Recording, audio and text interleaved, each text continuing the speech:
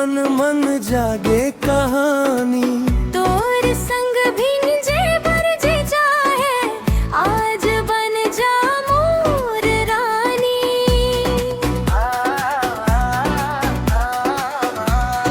झिमिर झिमिर गिरे रे बूंदा, धड़कन मोर हो गे दूना। तोर नजरा के जादू में सजना मोर मन हो गे दीवाना।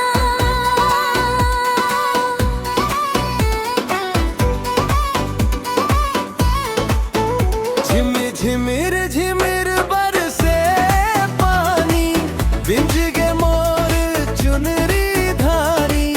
हाथ धर ले मोर सजना, लिख दे माया के नई कहानी। झिमिर झिमिर बरसे बदरिया, माया महके फूल के डरिया। जन्म जन्म संग रहबो, तो मोवली तोर सवरिया।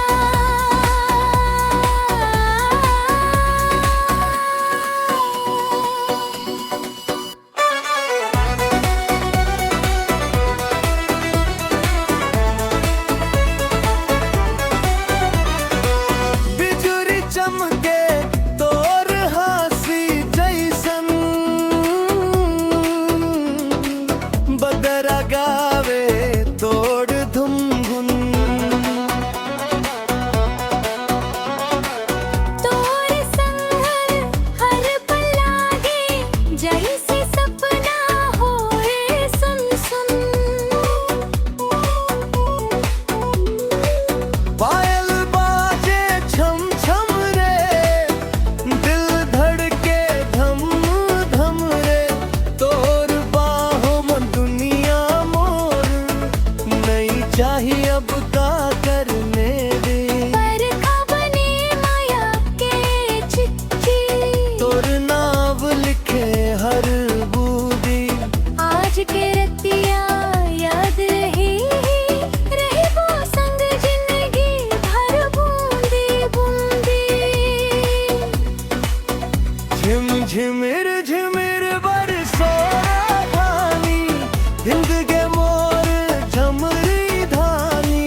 हाथ धर ले मोर सजना, लिख दे माया के नई कहानी।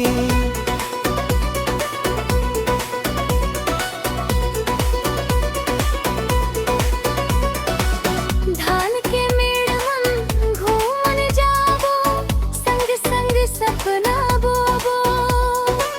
तोर संग हम सत गावत, नवा संसार सजाबो।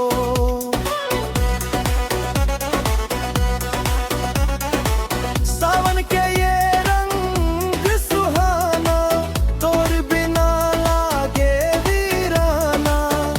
आजा मोर दिल के राजा, दमे पे मोला गिराना।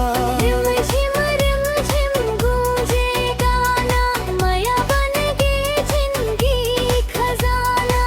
धरती महके महके अचरा, तोर संग हर पल सुहाना।